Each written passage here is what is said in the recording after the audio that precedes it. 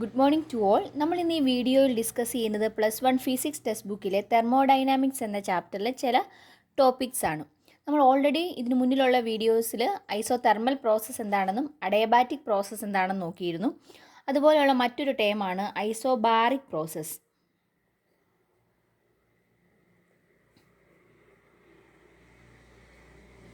Isobaric process എന്ന് പറഞ്ഞു കഴിഞ്ഞാൽ പ്രഷർ കോൺസ്റ്റൻ്റ് ആയിട്ട് നിൽക്കുന്ന പ്രോസസ്സുകളെയാണ് നമ്മൾ ഐസോബാറിക് പ്രോസസ്സ് എന്ന് വിളിക്കുന്നത്. അതുപോലെയുള്ള മറ്റൊന്നാണ് ഐസോകോറിക് പ്രോസസ്സ്.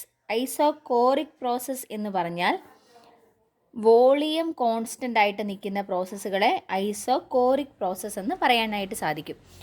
അതുപോലെയുള്ള മറ്റൊരു പുതിയൊരു ടേമാണ് ഹീറ്റ് എൻജിൻസ്. ഹീറ്റ് എൻജിൻ എന്താണെന്ന് നമുക്ക് നോക്കാം. ഹീറ്റ് എൻജിൻ എന്ന് പറഞ്ഞു കഴിഞ്ഞാൽ ഒരു ഡിവൈസ്, ആ ഡിവൈസിൻ്റെ പ്രത്യേകത അത് ഹീറ്റ് എനർജിയെ മെക്കാനിക്കൽ എനർജിയാക്കി കൺവേർട്ട് ചെയ്യുന്നു. സോ ഹീറ്റ് എനർജിയെ മെക്കാനിക്കൽ എനർജിയാക്കി കൺവേർട്ട് ചെയ്യുന്ന ഡിവൈസുകളെയാണ് നമ്മൾ ഹീറ്റ് എൻജിൻ എന്ന് പറയുന്നത്.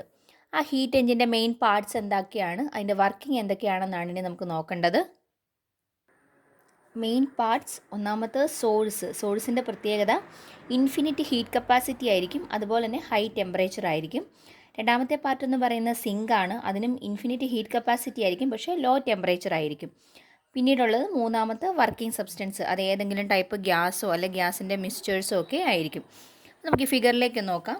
ഒന്നാമത്തെ സോഴ്സ് നമ്മൾ പറഞ്ഞു അതിന് ഇൻഫിനിറ്റ് ഹീറ്റ് കപ്പാസിറ്റി ഉണ്ട്, ഹൈ ടെമ്പറേച്ചർ ആണെന്ന് പറഞ്ഞു. ആ ടെമ്പറേച്ചറിനെ T1 കെൽവിൻ എന്ന് വിളിച്ചു. ഇത് വർക്കിംഗ് സബ്സ്റ്റൻസ്. ഇത് സിങ്കിനും ഹീറ്റ് കപ്പാസിറ്റി കൂടുതലാണ്, അവിടുത്തെ ടെമ്പറേച്ചർ T2 കെൽവിൻ എന്ന് നമ്മൾ പറഞ്ഞു. ഇവിടെ നമ്മൾ ചെയ്യുന്നത് ഈ വർക്കിംഗ് സബ്സ്റ്റൻസ് സോഴ്സിൽ നിന്നും ഹീറ്റ് അബ്സോർബ് ചെയ്തെടുക്കുന്നു. കാരണം ഇത് ഹൈ ടെമ്പറേച്ചറുള്ള ഒരു ബോഡിയാണ്, അതുകൊണ്ട് ഇവിടുന്ന് ഹീറ്റ് അബ്സോർബ് ചെയ്യുന്നു. ഇവിടുന്ന് അബ്സോർബ് ചെയ്യുന്ന ഹീറ്റിനെ Q1 എന്ന് വിളിച്ചെന്ന് കരുതുക. എന്നിട്ട് ഒരു യൂസ്ഫുൾ വർക്ക് ചെയ്ത് കഴിയുമ്പോൾ ബാക്കിയുള്ള ഹീറ്റ് തിരിച്ച് സിങ്കിലേക്ക് റിജക്റ്റ് ചെയ്യുന്നു. അപ്പോൾ സിങ്കിലേക്ക് റിജക്റ്റ് ചെയ്യുന്ന ഹീറ്റിനെ Q2 എന്ന് വിളിച്ചെന്ന് കരുതുക. അപ്പം വർക്കിംഗ് സബ്സ്റ്റൻസ് ചെയ്യുന്ന ഇതാണ്, സോഴ്സിൽ നിന്ന് ഹീറ്റ് അബ്സോർബ് ചെയ്യുന്നു, വർക്ക് ചെയ്യുന്നു, തിരിച്ച് ബാക്കിയുള്ള ഹീറ്റ് സിങ്കിലേക്ക് റിജക്റ്റ് ചെയ്യുന്നു, വീണ്ടും വന്നിട്ടത് അതിൻ്റെ നോർമൽ പൊസിഷനിലേക്ക് അല്ലെങ്കിൽ നോർമൽ സ്റ്റേറ്റിലേക്ക് തിരികെ പോരുന്നു. ഇതിനെ നമുക്ക് ഒരു സൈക്കിൾ എന്ന് വിളിക്കാം. അപ്പോൾ ഇതാണ് ഒരു സൈക്കിൾ എന്ന് പറയുന്നത്. ഹീറ്റ് അബ്സോർബ് ചെയ്യുന്നു, വർക്ക് ചെയ്യുന്നു, ബാക്കിയുള്ള ഹീറ്റ് റിജക്റ്റ് ചെയ്യുന്നു. ഇത് ഒരു സൈക്കിളാണ്. അങ്ങനെയാണെങ്കിൽ ഇനി നമുക്ക് നോക്കേണ്ട കാര്യം, ഒരു സൈക്കിൾ കംപ്ലീറ്റ് ആകുമ്പോഴത്തേനും ഇവിടുത്തെ ഇൻറ്റേർണൽ എനർജി എന്ന് പറയുന്നത് എന്തായിരിക്കും? 0 ആയിരിക്കും. ഇൻറ്റേർണൽ എനർജിക്കകത്തുണ്ടാകുന്ന ചേഞ്ച് 0 ആണ്. So ΔU is equal to 0 എന്ന് കൊടുക്കാം. ഫസ്റ്റ് ലോ ഓഫ് തെർമോഡൈനാമിക്സ് എന്താണ് പറയുന്നത്? ΔQ is equal to ΔU plus ΔW എന്നാണ്. ΔU 0 ആയി പോയി കഴിയുമ്പോൾ എന്ത് വരും? ΔQ is equal to ΔW എന്ന് കിട്ടി. അങ്ങനെയാണെങ്കിൽ നമ്മൾ ഈ വർക്ക് ഉപയോഗിച്ചുകൊണ്ട് ഈ ഹീറ്റ് എൻജിൻ്റെ എഫിഷ്യൻസി കണ്ടുപിടിക്കുവാണ്.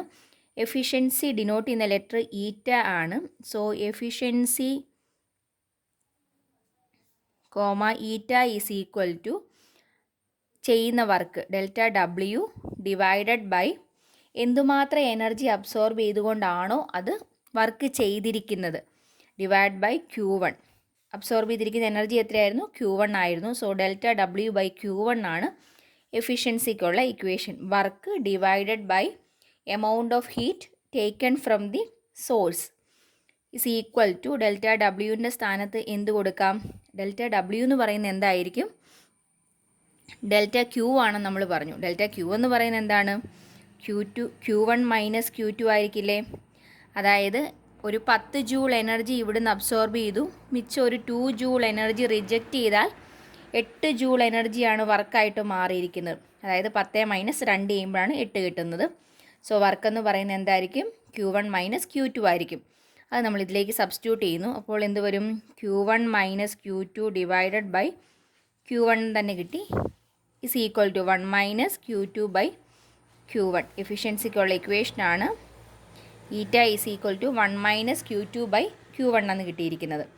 അതുപോലെ തന്നെ ഇതിനെ ടെമ്പറേച്ചറിൻ്റെ ടൈമിലോട്ട് മാറ്റിയെടുത്ത് കഴിഞ്ഞാൽ 1 മൈനസ് T2 ബൈ T1 എന്ന് കൊടുക്കാം. അപ്പം എഫിഷ്യൻസിക്ക് 2 ഇക്വേഷൻസ് നമ്മളിപ്പോൾ ഓൾറെഡി പറഞ്ഞിട്ടുണ്ട്.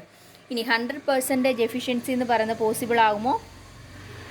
100% എഫിഷ്യൻസി കിട്ടണം എന്നുണ്ടെങ്കിൽ എന്ത് വരണം? Q2വിൻ്റെ വാല്യൂ 0 ആയിട്ട് മാറണം. Q2വിൻ്റെ വാല്യൂ 0 ആയാൽ മാത്രമേ ഉള്ളൂ 100% എഫിഷ്യൻസി കിട്ടത്തുള്ളൂ. പക്ഷേ Q2വിൻ്റെ വാല്യൂ 0 ആകുമോ? ഒരിക്കലും അത് 0 ആകില്ല. കാരണം എന്താണ്, ഇവിടുന്ന് സോഴ്സിൽ നിന്ന് അബ്സോർബ് ചെയ്യുന്ന കംപ്ലീറ്റ് ഹീറ്റും വർക്കായിട്ട് മാറ്റിയെടുക്കാനായിട്ട് സാധിക്കത്തില്ല. സോ എഫിഷ്യൻസി ഒരിക്കലും 100% കിട്ടത്തില്ല.